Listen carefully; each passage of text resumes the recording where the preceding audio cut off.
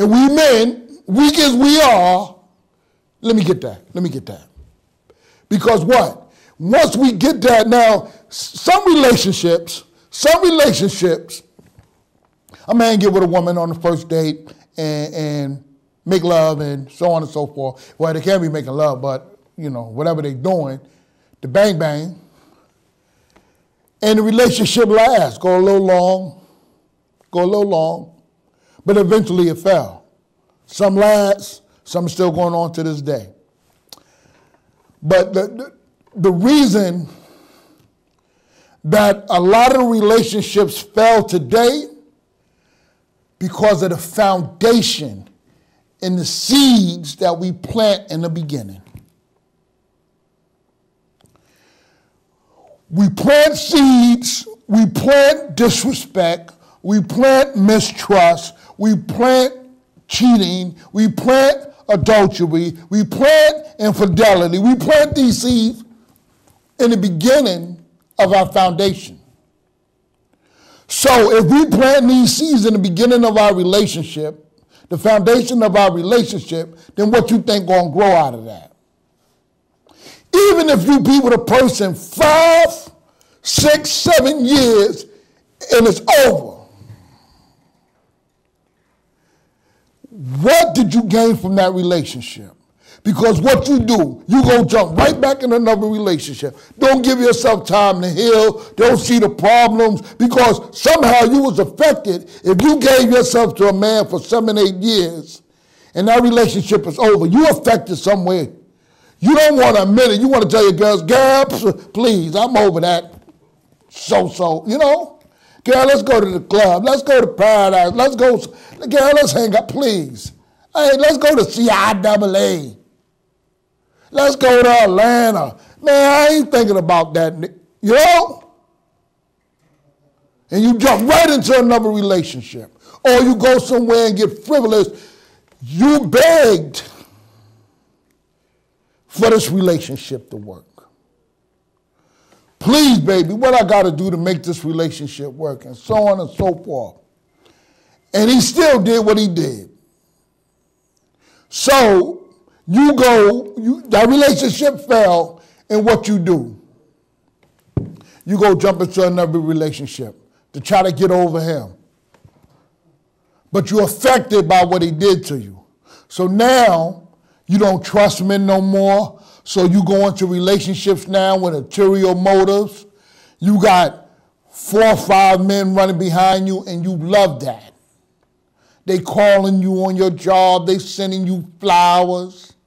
They taking you out to dinner. They whining and dining you, and you playing these games with these men talking about, you got to prove to me that you're worthy of me. So you play these games with all these men. But you don't know you tearing your soul up. You don't know that you about to become the worst woman playing them games.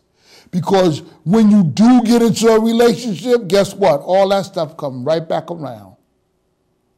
Come right back around. If you don't trust, if you don't respect, if you don't love yourself, then what makes you think that you're going to get it from another man? If you can't do these things for yourself, what makes you think you're going to get it from me? And I'm saying me, not me. I'm using me in general. So don't think that I'm here to play games with you, because I'm not. But I'm going to use me, for instance, to make it more personable. If I deal with you on a one-to-one and keep it real, as, the game we play, I'm going to keep it real with you. I ain't never met a woman like you.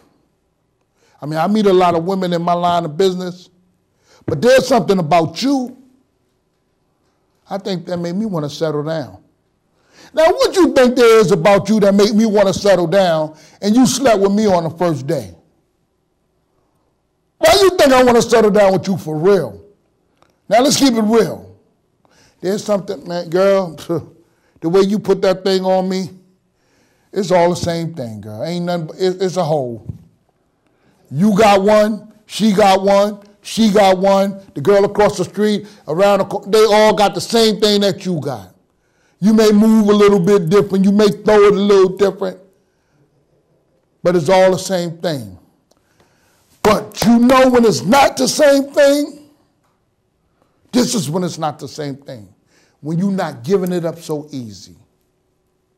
When you start using this to get a man and stop using what's between your legs to get a man. That's when it's different. The value of you, you don't understand this. I don't think you understand it. Because if you did, we wouldn't be having these discussions. We wouldn't be having all these problems that we having. If you understood your value, if you understood that sex was created by God. I don't want to take us to church on this, but listen to what I'm saying. If God create, whatever he created for a purpose, his divine purpose, not for your purpose, for his purpose. And if sex was created by God for a purpose, do you think, using your rational mind, do you think giving it to 10, 20, 30 men is your purpose? That was the purpose of what God blessed you with? And women always saying this thing, please, why put this thing on you like you never had it before? All right, this is what we're going to do. We're going to play a video. I want y'all to think about what I just said. We're going to get back into some deeper issues. You're tuning into the Cheatologist show. The number is on the screen for you to call in at any time. Please don't take what I'm saying as an offense. I'm in the seat ready to take the heat, and I'm going to define it and stand behind it. You're tuning into the Cheatologist show. Thank you for tuning in to the Cheatologist show. The number is on the screen for you to call in if you have any issues, any questions, or anything that you want to talk about pertaining to the topic that I'm speaking about tonight. It is basically cheating, why men do it, why women do it, and why we need to stop, basically. If there are conflicts in a relationship, if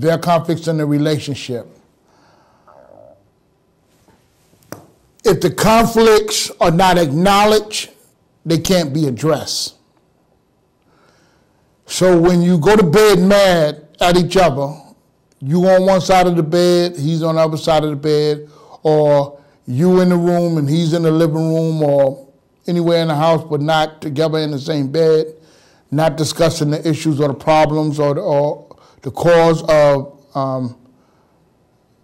the aggravation or what's agitating the relationship so that it won't grow and get to the next level. If them issues are not addressed, then what happens is the woman starts to resent being in a relationship.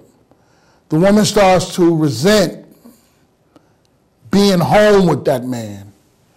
And so this is when the man, he has feelings too. He has emotions too. Maybe we don't always project it or put it out there, but we sensitive too.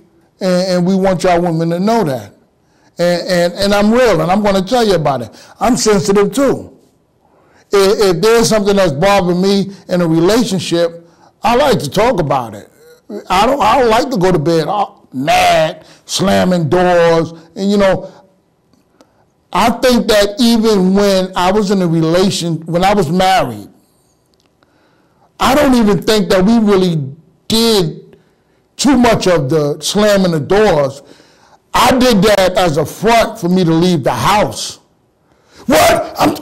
I ain't trying to hear that and slam the door and walk out so I can justify doing something else.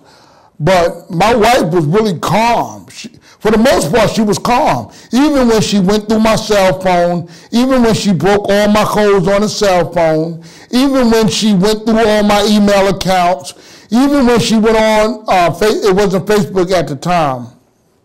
It was something called Shine on BET with the women and all. Even when she went into all my accounts and she found them, All she would do was lay it out in front of me on the table when I come home. She wouldn't argue and fuss about it. She'd just put it there. And I look and know that she had went into my account, or she knows something that I didn't want her to know. So I would start an argument and start a fuss and just, again, leave out the house and call and say, I'm not coming home. And I was so blind. I was so blinded by my own stupidity, my own lust, and my own demons that I really thought that I was getting away with things. I really thought that my wife would tolerate this abuse, this psychological abuse that I was taking her through, and stay there and try to raise the children. And for the most part, the children were young. She dealt with all that. I never really had to deal with the whining and the crying, not because I didn't want to deal with it, but because I never stayed in the house to deal with it. I pushed that on her. It was wrong for me to do that, but that's what I did. We didn't address a lot of issues because I wasn't there and I wasn't willing to listen to them issues.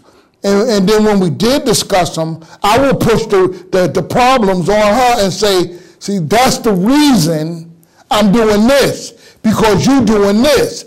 Or this is the reason I leave out the house and don't come home, because you keep going in my cell phone, because you keep going in my email accounts, because you don't trust me. But I never gave her reasons why she should trust me.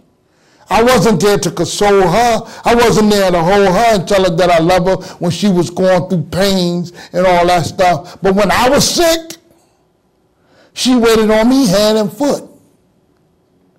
But when she was sick, I said, why don't you go over to your mom or your dad's house? Maybe they, make some soup or something for you. You see the disrespect?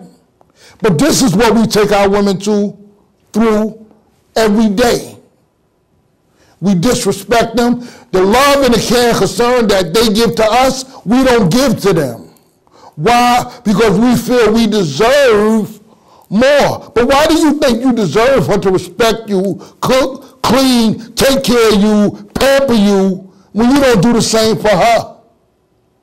Not only that you don't do the same for her, you disrespect her with talking to other women on the phone, saying how much you want to get with them later, sending them texts, or they sending you pictures, and you taking pictures of you, sending it to them. Why should she respect you? When you don't even respect her, you don't even respect yourself. So we use that as a justification to keep doing what we do. And it's wrong for us as men to think that they should tolerate that. She don't trust you because you don't trust you. So why should she have to tolerate that? I'm going to take these calls now. You tuning into the Cheatologist. Uh-oh. I think I did something wrong with that. I haven't been here in so long. Sorry about that. I'm sorry about that, y'all. So let me get back before the call come back through. When the conflicts in a relationship are not addressed, or when they push to the back and you act like you don't have any problems in your relationship, that me and my man, me and my baby, we all right, we just dealing with stuff because that's what happens in relationship. No, that's not what's supposed to happen. Relationships are supposed to grow, but if you stagnant and your relationship is not growing, and then it's dead. Thank you for tuning into the Cheatologist. Yes, how do you feel now that you did all those negative things to your wife in the past?